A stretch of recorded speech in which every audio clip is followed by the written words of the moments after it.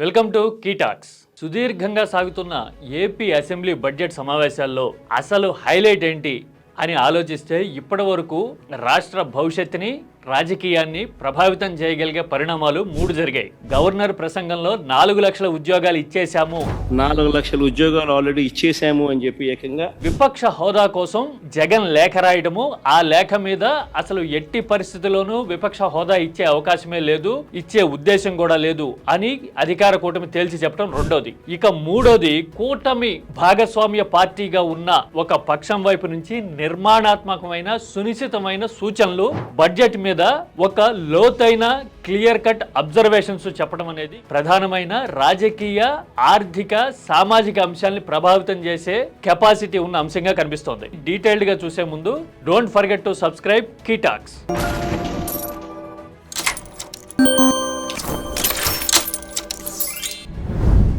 కూటమిలో ఉండటము అంటే తప్పు ఒప్పులతోనూ, విచక్షణతోనూ, రేషనల్తోనూ సంబంధం లేకుండా అన్నిటినీ మీదేసుకోవాలి అన్నట్టుగా ఆలోచిస్తున్న, మాట్లాడుతున్న ధోరణి చూస్తూ ఉన్నాం. ఆఫ్టర్ ఆల్ స్వీట్ షాప్ అనే బోర్డు ఉన్న షాపుల్లోనే స్వీట్ తో పాటు బూందీ, కారపూసాలు అంటే హాట్ కూడా అమ్ముతారు. అంటే బోర్డు స్వీట్ అని ఉండొచ్చు కానీ ఇక్కడ హాట్ కూడా కో ఎగ్జిస్టింగ్, ఇట్స్ ఏ కాంబినేషన్ అని చెప్తున్నట్టుగా ఉంటుంది.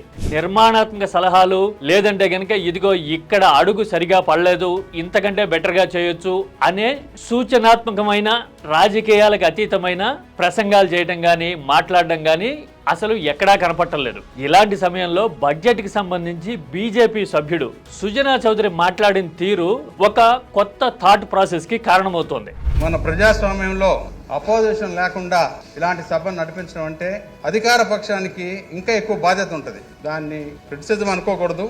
కీలకమైన అంశాలకు సంబంధించి సుజన ఒక విస్తృతమైన అవగాహనతో కూడిన దేశీ, విదేశీ పరిణామాలన్నిటినీ క్రోడీకరిస్తూ ఎగ్జాంపుల్స్ చెప్తూ ఒక ప్రసంగం చేశారు.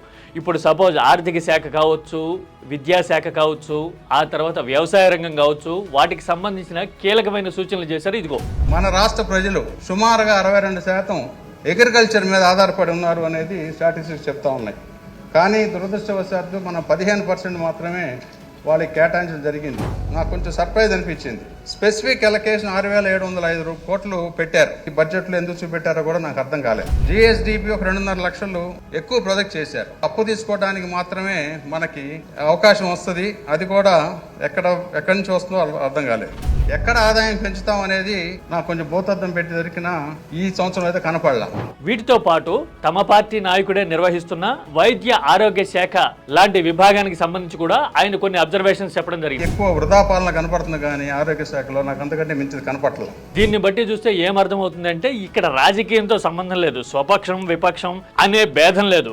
ఎక్కడైతే ఇంప్రూవ్మెంట్ స్కోప్ ఉందో చెప్పడానికి ఆయన ప్రయత్నించినట్టుగా ఈ సూచనలన్నీ కనిపిస్తూ ఉన్నాయి. అయితే ఇది కేవలం బడ్జెట్ కి సంబంధించేనా, లేకపోతే ఇక ముందు కూడా ఇలాంటి విధానపరమైన విషయాల్లో బీజేపీ నిర్మాణాత్మకమైన పాత్ర పోషిస్తుందా అనే చర్చ ఇప్పుడు ఆలోచన పరులు అందరిలోనూ ఉంది.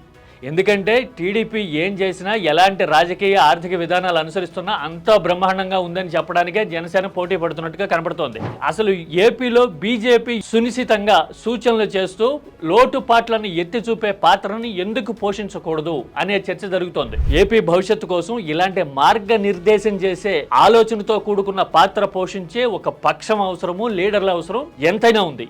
ఎందుకంటే గత 10 ఏళ్ల నుంచో 11 ఏళ్ల నుంచో చూస్తూ ఉన్నాం, ఏపీ కోసం కేంద్రం సాయం చేస్తున్న పరిస్థితిని చూస్తా ఉన్నాం. గతంలో 2014 నుంచి 19 వరకు టీడీపీ ఉన్నప్పుడు, అలాగే 2019 తర్వాత ప్రభుత్వం మారిన జగన్ వెళ్లి ఆర్థిక సాయం అర్థించిన ప్రతిసారి బీజేపీ సాయం చేయడం చూసాం. అంటే ఇక్కడ ఏ పార్టీ ఉంది, మేము పొత్తుతో ఉన్నామా లేదా అనేదంతా సంబంధం లేదు.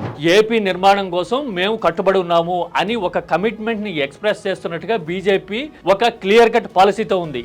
అదే పాలసీని ఆర్థిక పరమైన సాయం నుంచి ఇప్పుడు రాజకీయ, సామాజిక పరమైన అంశాలకు కూడా తర్జుమా చేస్తే అది ఖచ్చితంగా సుజన మాట్లాడిన స్పీచ్ కి తగ్గట్టుగా ఉంటుందేమో.